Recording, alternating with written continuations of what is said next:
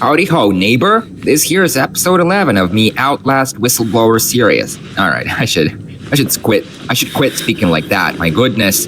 And I was just about to set foot in this dimly lit hallway with the plaque reading male ward at the far end of it. By the way, I just can't get enough of one of Wayland's janky arms, the one holding the camera. It's hilarious, the way it bends.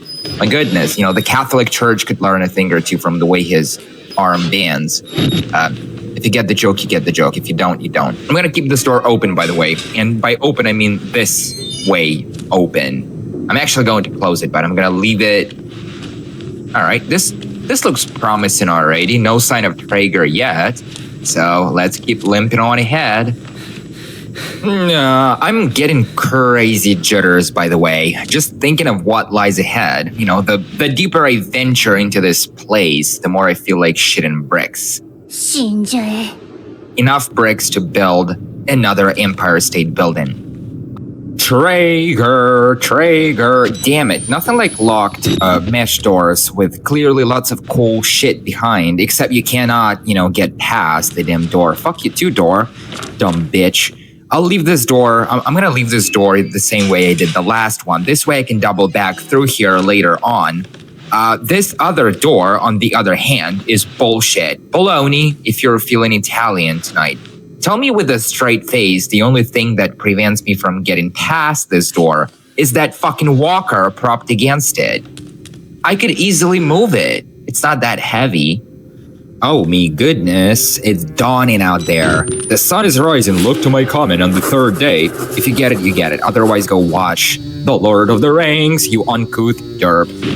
So I spy with my little eyes at Chapel, or the Chapel, the same one we visited as Miles in the first game. And the fact it's on fire out there points out that Miles must have made it to the underground lab by now. Make sure to film it. You will unlock another note if you're into that kind of thing, It's beautiful, really, a sight for sore eyes. I wonder what happens if I double back now. Which I can, because I've left these doors, open. Now let's limp all the way back, see what happens. So evidently there's no going back once you've crossed a certain threshold. Try setting foot in the vocational block again, and you will end up crashing into a pitch black void. Live and learn is what I call that. Alright, I only ever wanted to see Eddie again. My poor darling is all alone back there, impaled on a piece of metal bar. Alright then, and look below to see the same courtyard and the same utility shed we had to go through in the first game. It's beautiful, really. Alright, I'm done here. Let's just move on. Let's limp on, Great Scott. What manner of dark magic is that? Alright, it's just a seam in the textures, and there's some light shimmering right through it. It's not that obvious, but it does stand out from the rest of this place. And look, there is some commotion up ahead. Let's see what that's all about. Let's just say he's dead. Yeah. What kind of sick fuck would do this to somebody? He even took his damn pants. Tell you what, sorry. I've seen more than enough dicks and balls tonight to last me a lifetime. Not all of them attached to a man. Let's wrap this up and get back to the truck. Amen. Dick fucking Traeger. There he is. Bitch. Fucking bitch. So the whole place is now crawling with mark of tactical cops or mercs or whatever. Not good. They'll gun me down on sight if they catch wind of me. So I should be on my way out of here pronto. Let's see if I can get in for a closer look at Traeger, by the way. I feel like I owe the man my respects, before I check out of here for good. Yeah. Gunshots. Shit, that's not good. Fuck. There they are. Lots of them. All packing big time. Dude, if I run into one of them, I'm screwed. Did someone shit themselves on this mattress? Oh my goodness, fuck. Then again, I've seen worse things tonight, so, yeah, let's swing by this little office room to grab this file. And it's from one, Helen Granite. And we've seen this name before, by the way. This is not the first time. That bitch. And this is an email, which is really curious because it sheds some light on how Murkoff was able to, fake Dr. Wernicke's death, which they did. So it's an email that the bitch, Helen, had sent to Murkoff board of directors to inform them of the successful egress of Dr. Wernicke from structural and financial systems at Mount Massive. So in plain English, they faked the old Fox death, then, covered up the whole thing by wiping him from the corporate records. Again, to make it look like he had actually died, which he didn't. But this way, he was able to continue his work here without technically existing on file. So typical of Murkoff. And yes, it also mentions Billy Hope. That's the first host of the Wall Rider, which makes it sound like Billy had shown promise before he was even transferred to Mount Massive. Then again, I've been wrong before, so feel free to disregard that. Gotta love the part where Helen says everyone is terribly excited at the profit potential of the project. Damn, these guys are all about money. So she ends the email by expressing her hope that, she will be able to work on site at the asylum. This way, she can witness the whole process with her own eyes. So we know that they had to move all, female staff off the premises due to them developing fake midterm pregnancies, often with fatal outcomes. Yes. There is another battery, so make sure to grab that. Always good to have. Someone knocked these doors clean down. Wow. All right, so it's down this hallway up through here, crouch to get under these boards. And what's here? We got more Murkoff guys. Damn, I'm super lucky they haven't caught wind of me yet. I'm right there. Just turn around and see me. What is he doing? He's just staring at the wall. All right, that's a beautiful wall. So we're in the male ward. You would think, what else is new, right? See, that's the goddamn thing about that. It is new, all of it. We never had access to this part of the ward in the first game. So coming through here for the first time, I was like a fly on shit, 1,000 eyes everything. On everything. So...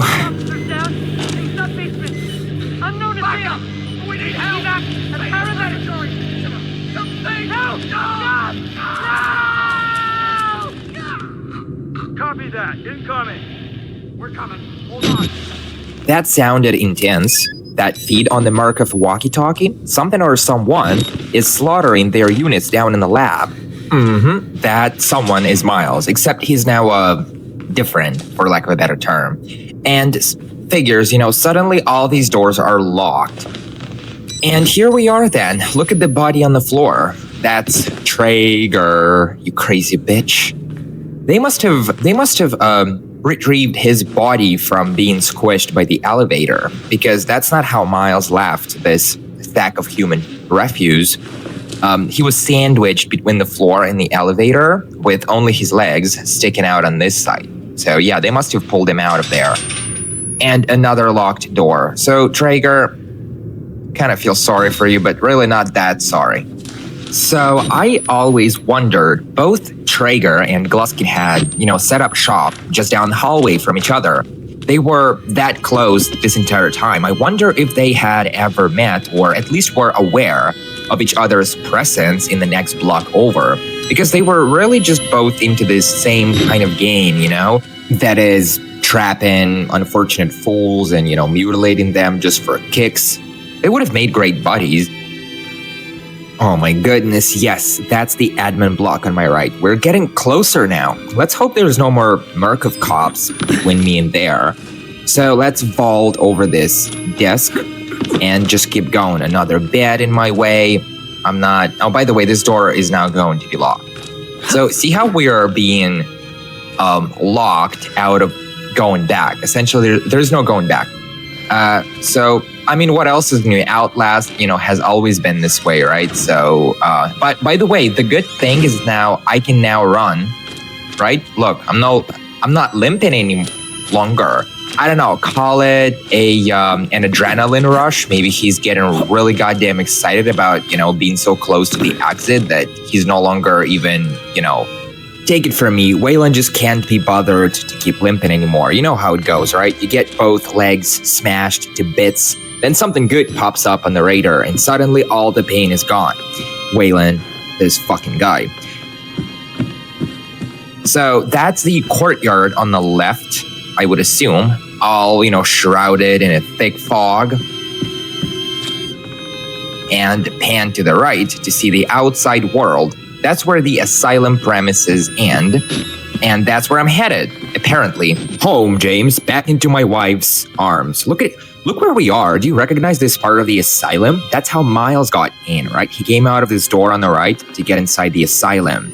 Except that door has now been locked with the type of lock I couldn't pry open with a crowbar. Too bad. And this room is not new to us either, right? This room shows up in the first game too, so we had to come through here. And I'm not being lazy tonight. I want to see if I can get on top of this door and, possibly venture beyond the map's boundaries. That's about as far as I can go. Figures. Also, you hear that humming, that white noise that's coming from the TV over there on the wall? Well, that's actually your head, or Waylon's head, hearing this noise, because we've been through the morphogenic therapy, and we're now affected on a level that's hard to put into words. By the way, back in the first game, you can see dark spots, almost like splodges, or one of those Rorschach inkblot tests, images, like whenever you stand close to one of these. So there is that. Okay, then moving on. I can't wait to get out of this place. But before I do that, I wanted to show off a bit more and demonstrate this here window. And what blew me away the first time is discovering that you can actually jump right out of this window. You will, of course, end up plunging into a black abyss. So I don't know what the deal is with this window, but I'm gonna try it again.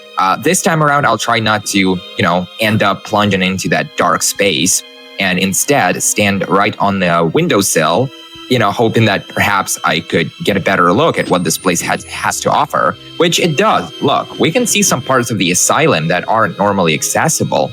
And yeah, by the way, I suspect there might be a way to take it one step further and maybe find a way, figure out how to shimmy my way across some invisible edge or whatever. But if there's a way to do that, I've never been able to discover one. So I'm gonna leave that door alone for now, that window, I'm sorry. And instead, I'll try to ride this door because you can't pay me to not ride doors in this game. One of life's better things. That door is useless. Fuck it.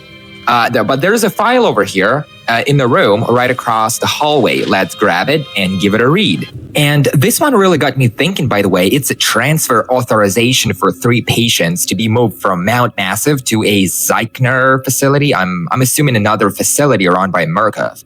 And it's saying apparently these 3 patients were so dangerous and hostile, they had to be kept under constant chemical and physical restraint while in transit between the facilities.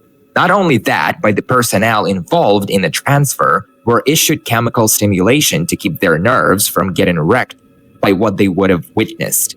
I thought this file was talking about the likes of Walker or perhaps Eddie, until I realized it was a transfer from Mount Massive, not to Mount Massive.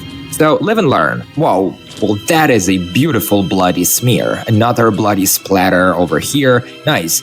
There is another office room with a window we can't jump out of. Too bad. We've been to this room as Miles in the first game. Look at all the gunshots, all the blood. Those Murkoff corporate cops, whatever you call them, tactical cops, they've sure kept busy since arriving here to contain the situation. I'm assuming they were issued orders to, gun down anything that moves.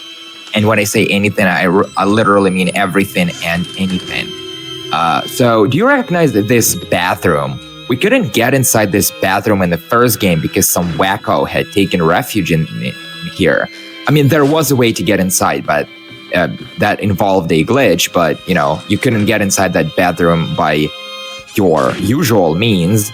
And, well, this is really curious. Let's check what's down this hallway, which I know what's down this hallway. It's the recreation hall that we had visited in the first game, but obviously... Yeah, look at all these gunshots and blood smears. They were executing, people here, whether they were variants or staff, but someone was executed on that spot. As you can tell, they put someone up against the wall, facing the wall while they gunned them down from behind. And there's the library. Again, there's a lock on the door that prevents me from going inside, whatever. From here, you can zoom in to see that window pane on the second floor. Right across from here, the one Miles was smashed through when he had encountered, Walker for the first time.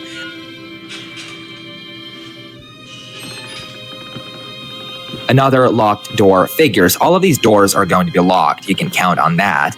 After all, you're not supposed to mess around anymore, right? And by the way, that air vent over there is glitchy. There is a piece of the skybox that's clipping through it. Obviously, it's not supposed to be this way. Someone was in a hurry to get this game out, so they took a hot steaming dump on testing, if you ask me.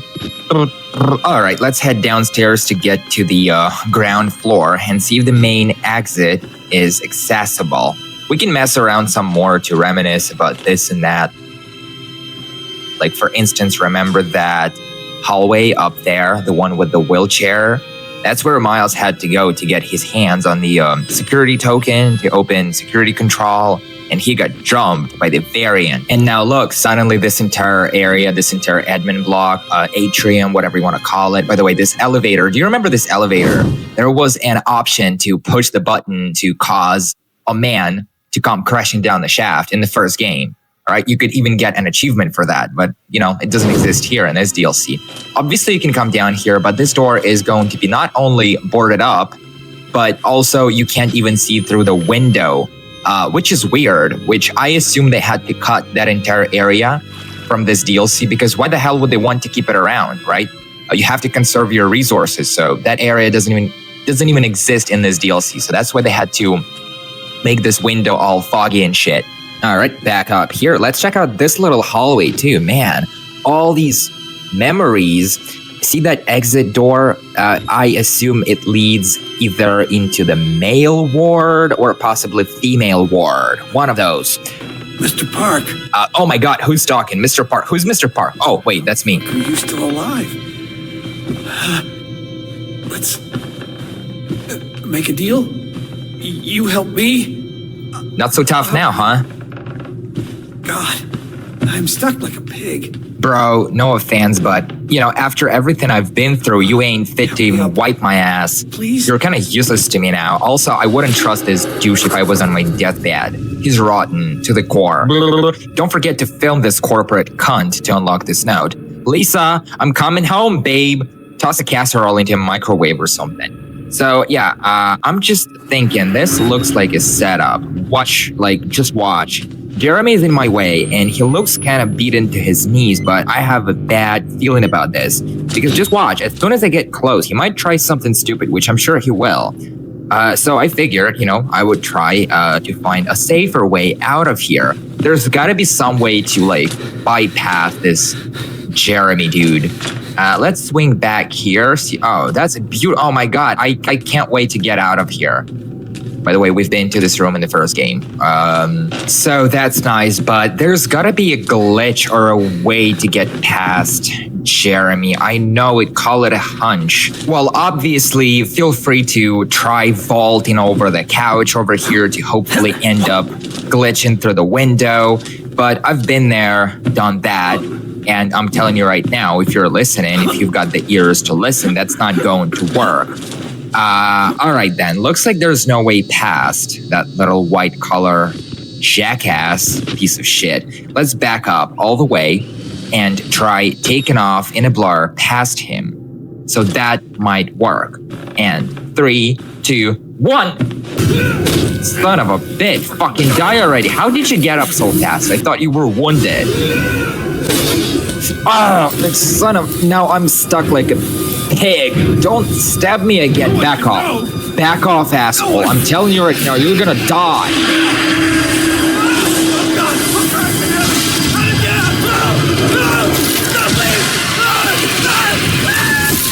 Beautiful. Look at that. That's right. Shred him into giblets. Tear him apart. That's it.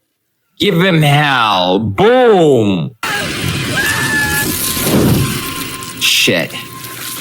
Got his blood all over me. Not only blood, probably his piss. Shit, too. That's gross. Yes. There you go, you jackass.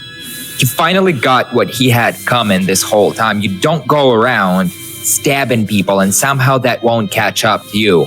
And that was the wall rider that got him. Did you see that? And not just that, but it was being controlled by Miles. So the way I see it, Miles saved my career, so I can now go running back to my wife. What's her name again? Lisa. That's it. There we go. Lisa, to cry about it.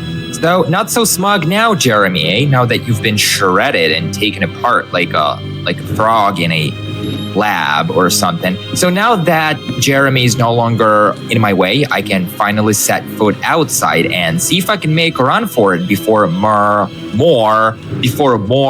merc of tactical teams show up to clean up the mess or assist, whatever. So the way I see it, and don't take it from me, I've been wrong before, but I have a good reason to believe that by now everyone else has been taken care of. By that I mean killed, executed, cleaned up, contained, whatever. I feel like I might just be the only survivor at this point. Everyone else is dead, including that more recent, merc of tactical team that, had arrived to clean up the mess after the night. And look, I wanted to show off a really cool way to skip that entire Jeremy sequence. We can actually do that, by the way. There is a glitch. So to do that, all we have to do is roll all the way back to this door. Coming into the admin block from the male ward, there's this mesh door. And if you mess around with this door, you may be able to get up on top of this door. It's called writing doors or door hopping, whatever. So once you're on top of this door, you can obviously look around and see some pretty cool things, but, nothing we haven't seen before. All right, lovely. So instead, I'm going to pan around and look inside this little room before jumping into it. That's the whole point. You jump inside. There's going to be, 2 doors. You cannot even interact with them, so that's all right. We can see more, behind the scenes stuff here, but really it's not that interesting. The whole point is I need to vault out of one of the windows to get outside again. Look at that. Look where we are. And by the way, you can actually climb back inside the same room to see this. So obviously it looks nothing like the room this is how Miles got inside in the first place, right? He came climbing into that window, but that room looked very different. So now we can drop down from this scaffold. Obviously, once you're down on the ground, there's no going back up again. So that's it. And now look, if we run past this gate, crouch and get underneath it. Finally, we're outside, and we didn't have to deal with what's his name? That jackass, Jeremy Blair. But if you double back, suddenly he'll just pop into existence, leaning against the same door. Now, as soon as you get too close, the same cutscene will be triggered, and you'll have to watch the whole thing again. Yeah, so there is that. There is indeed a way to skip Jeremy Blair. But I did it for the sake of doing it. So obviously, as you can see, Waylon is kind of limping. So that means I used the usual route. I had to go through that sequence to get outside. And look, that's the male ward over there. Lovely. So the asylum is really big, right? It's humongous. All right, back through the hole in this gate, and let's get out of here, right? I mean, what's the holdup? We're finally out. Let's see if we can get out. And there's this little lamppost that's been, kind of snapped over and now hanging from a wire. That's lovely. One last thing. I wanted to check out another glitch. And there's a hedge. There's a hedge that lines this fence over here. And back in the first game, a glitch exists that allows you to somehow, jump on top of the hedge and then climb over the fence. And you will end up, plunging into a black abyss shortly before respawning in the underground lab. It's where you meet Warning Gate. That's a really glitchy gate. Oh my god. See those? It's kind of glittering too. Jesus, looks possessed. So I'm gonna limp back to that fence and to that hedge to see if I can get that glitch working. And that's the female ward over there in the distance. What the hell is that? What the hell is that? Did you see that? That cloud of dust or whatever that was, it just came sweeping through out of nowhere. That was creepy. So yeah, let's test out this little theory. First, let's find this hedge, and this specific spot where it looks a little smashed in. See this little part? This is the part that you're supposed to jump, that you must end up jumping on top of it if you're going to get this glitch to work. And it's kind of tricky, you know, like getting this whole thing to work and like hitting that specific spot. It's really tricky. It takes a lot of practice, trial and error. And even if you know what you're doing, it's still going to take quite a few attempts before things finally click for you. And sometimes it takes a while. So I'm just gonna, fast forward to where I can. That's a really beautiful sunset. I know this glitch can work in this game too. I know it. I really don't think that Red Barrels would, they would bother fixing it. If it was in the first game, it's going to be in this DLC too. I just know it. And I know I'm hitting the right spot right here. I also know it. But something is not right. Maybe I should try hitting this from like a different angle. That might work. Nope, not yet. I know it. Just bear with me. I will get it to work. Just watch. And once I'm on top of that hedge, I'm gonna feel like a champion, Oh, almost. I can tell you the game. I need you to be working with me here, buddy, and we can make, great things happen. Just work with me. Let's try from this angle. No, that's even worse. Oh, fuck. I'm kind of starting to doubt myself, but yes, I told you it would work. Now let's jump over and... Okay, so far so good, but as you can see, the game won't let me respawn in the underground lab. Like it would have if it was the first game. Makes sense. I don't think that whole area even exists in this DLC, right? They must have cut it completely, because why the hell would they keep it? Right? And there's another Mark of Tactical Response Team APC, and these gates had been they really just knocked these gates down to get inside the courtyard. They were in a hurry. And there's this security booth over here with a really weird reflection, but this time around it's gonna be locked. There's no getting inside. The camera is still, spinning and watching. And there's that weird seam that seems to be in the skybox. You can kind of tell where, two textures come together, and there is a seam to show for it. So here's Miles's Jeep Wrangler TJ. The gates are open. I could literally just slip through this gap right here, right now, and just take off in a blur. But I'm limping, and there's this car, so might as well drive out instead of limping out. So again, the reflections are a bit off, that are bouncing off of the car. But whatever. All right, let's get inside and see if let's see if Miles, left his keys inside in the ignition. Oh, good gracious, yes. Thank you, Miles. What's that? What the hell is that? Oh, that's him. Speak of the devil. This is Miles Upshur, everybody. That's him. Like I said, he's now the new host, and lots of people think he's trying to kill me. I don't think he's trying to kill me right now. I think he's trying to actually give me a head start, giving that little nudge, wink, wink, like, come on, step on it, buddy, and, get that camera full of evidence into the right hands. So that's it, right? You press that button. There's no going back, Mr. Park. Who's Mr. Park? There's enough hard evidence in that video file to make a world of shit for our friends at Murkoff. You got out of Mount Massive alive, and we've done everything in our power to cover your tracks. But our enemies are twitching and malicious corporate paranoiacs with resources you're too moral to imagine. You won't be the only target. Anyone you care about, your wife, your child. Child? I thought I had 2 sons, so that should have been children. There'll be nothing to Murkoff but ways to hurt you. I need you to understand the bridge you're crossing here. You're telling me? You will do irrevocable damage to the company.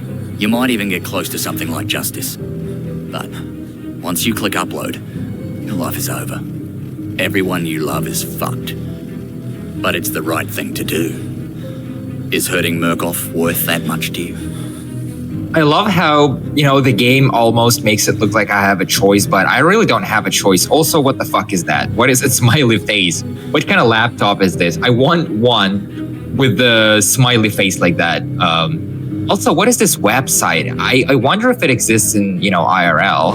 Nope, not really. The closest thing I was able to find, though, was this Rage Leaks, which required a password, which you can Google up. It's free for all. But the website was weird as fuck.